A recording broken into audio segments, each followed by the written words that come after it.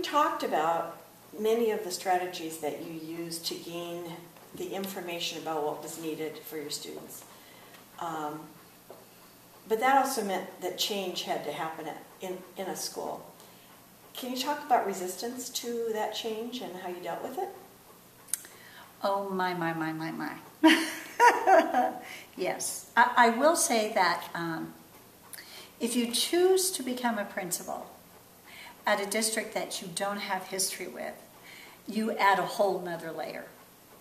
Because as I mentioned before, people don't know who you are, they don't know anything about you. So again, it's setting, developing a rapport and creating a trust with your staff. My first site that I took over as principal in Ontario Montclair, I was told by the assistant superintendent of personnel he would be attending my staff development or my staff meetings because there was such in-house fighting. People were screaming and yelling and crying at meetings. And so he would be there. And I said to him, "You're always welcome to come to my meetings, but I will not hold a meeting where that takes place. If that's happened, the meeting is done. I expect professionalism from people, and we don't always have to agree on things, but the one thing I found was we as a staff would create a plan, and not everyone is going to agree with every part of the plan. But as long as you're a teacher at that school, you will support the plan, and you will not sabotage the plan. And if you cannot support it, I am happy to sign your transfer papers and let you go to another site. Because I don't want anyone being forced that they have to do something that they can't agree with. But at the same time, this is about kids. This is not about us. It's not about a teacher's agenda, a principal's agenda. It's about the kids and what we need to do for kids. And really, when you're talking about this, that people can leave if they don't want to follow a plan, you're not implementing a plan that's outside the contract language of your district. You're just talking about how you're going to meet the needs of kids at that school. Right. Something as simple as I required teachers to write the objective on the board that they were teaching. So when I walked in, I knew what they were teaching. They knew what they were teaching, and the students knew what they were teaching. Some people didn't like that. How dare I? Well, but that's part of our curriculum. Why would we not put it on the board so everybody knows what we're doing? So, again, it was trying to establish what had to happen in the curriculum for students to get what they needed. And yet to deal with resistance of change. One of the first things I did my first year was they had come out with a book, Who Moved My Cheese? And so we read it as a staff. And we laughed together as a staff about it. But also in dealing with resistance, I developed a leadership team at my school sites where I was principal. And to do that, each grade level selected who they wanted from their grade level to serve on the team. So it was their person they sent as a representative. I also had classified, select someone. So my leadership team met monthly, and we talked about curriculum and the implementation of the plan that we had created. And so they had their person represented, and that was a place where they could come and talk about, things that were issues. And I would address those issues. So I think, again, you have to be creative, and you have to,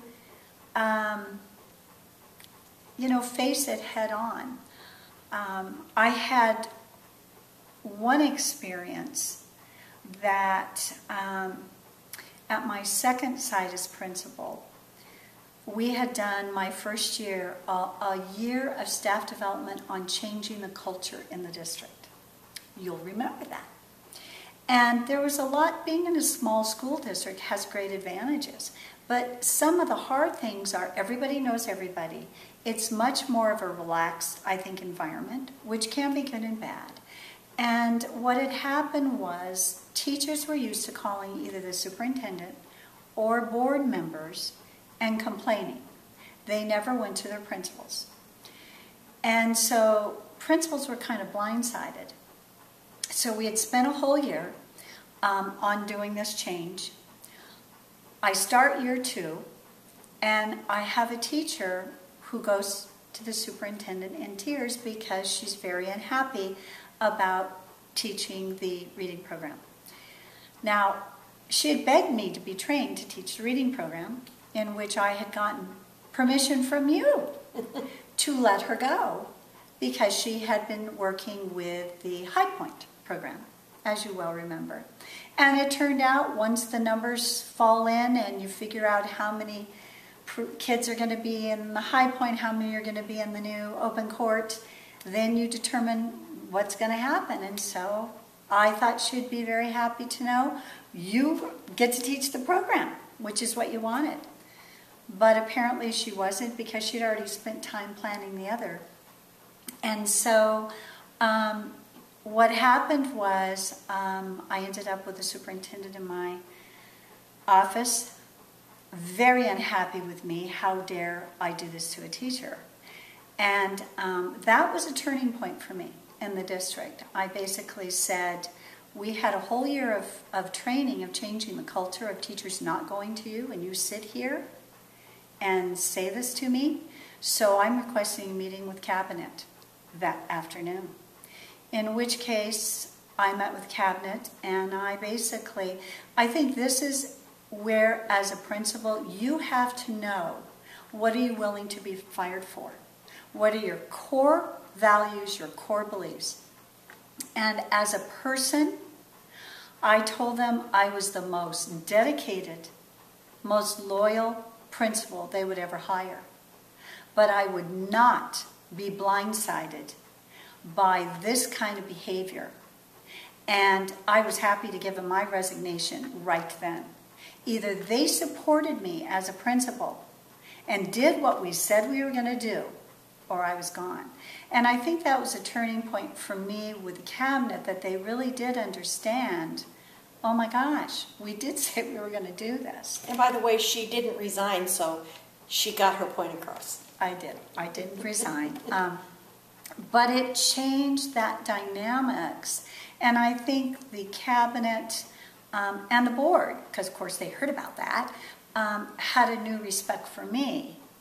And we had a mutual respect at that point. Because again, I had been hired the year before, but you know, they had to get to know me and know me, who I was as a person. And I had the courage, which is probably one of the capitalized words, that a principal must have courage. You have to have courage. You've got to have courage to do what's right by kids, what's right by parents, what's right by staff. And it took a lot of courage to do that. But I was at the point that I never feared not having a job. Why, I don't know. I never feared that. I always figured I'd find a job somewhere. But if I could not do it the way it needed to be done, and it wasn't fair treatment of me, then I needed to move on. Well, and what you were trying to do was what was right for kids. Absolutely. And you had supported the staff. Right. But somebody didn't get what they wanted. And exactly. That's really where the courage had to come. Exactly. Yeah.